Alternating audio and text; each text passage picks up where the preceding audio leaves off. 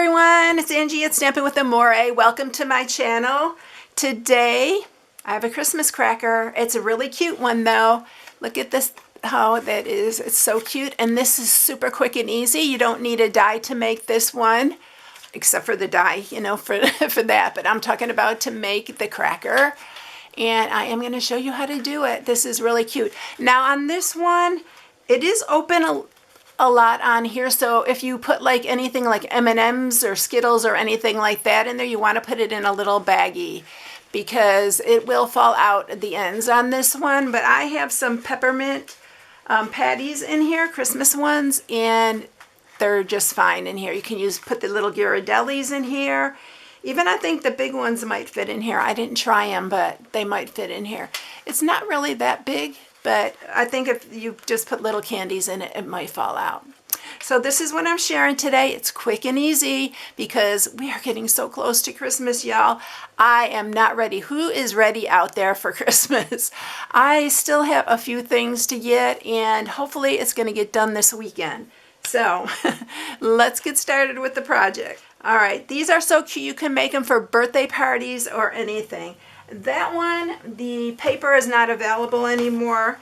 It was an online exclusive, and it was the Shining Christmas. I couldn't find it online, and it's so pretty. I wish it was, because it's that foiled type paper. So it's really, really pretty. So that's what I used for that, and I have plenty enough to make some for my grandkids, but I'm sharing this one with you. So this is the Barely Christmas. It is still available. I'm using the snowflakes on this one. So we're going to change it up a bit. We're going to use a different sentiment as well, but it's super easy.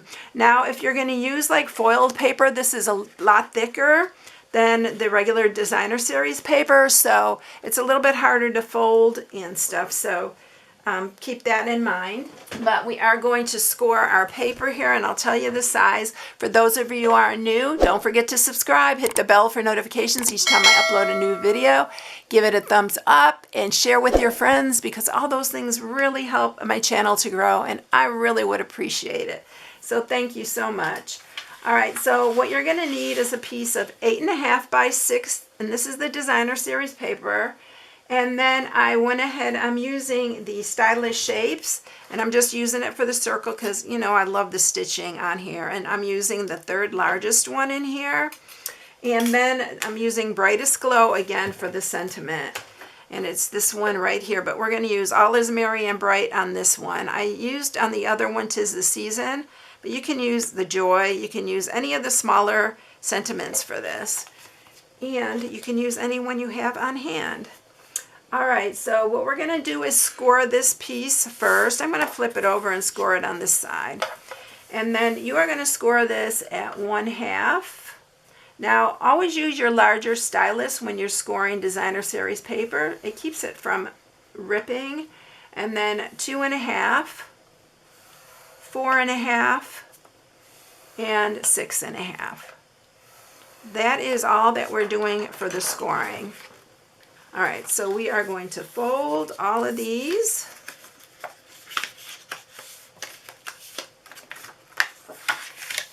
Here. I'm going to use some tear and tape.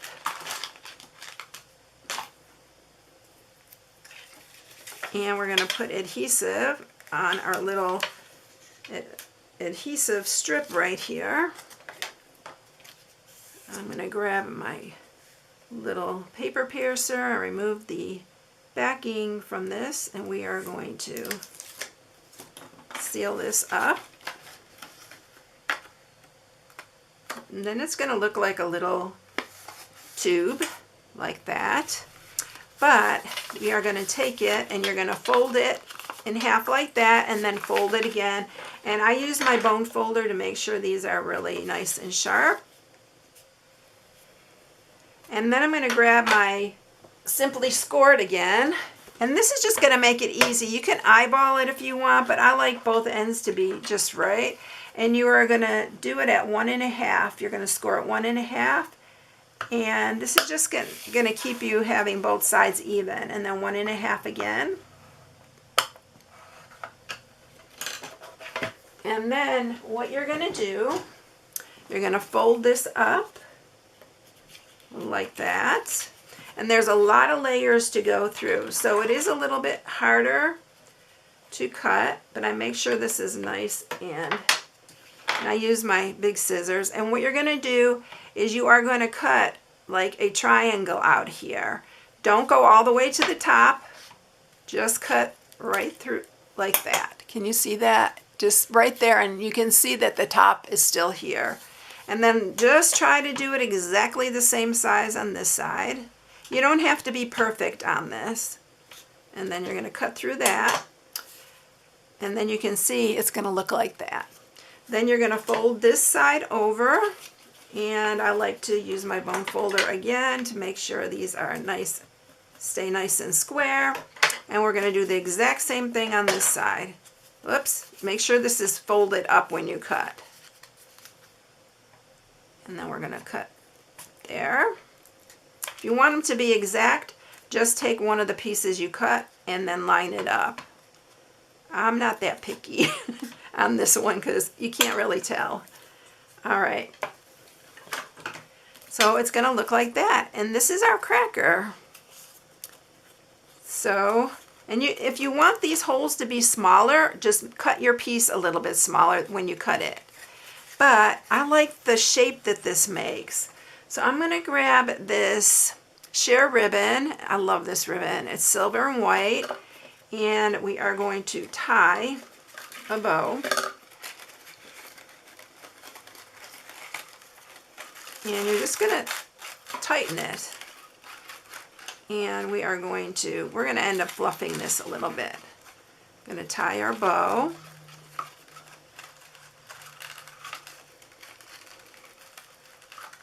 We have a die that makes a cracker, but it's really, really small, and I wanted a bigger one. So we're going to cut this ribbon. And then you can puff that up like that.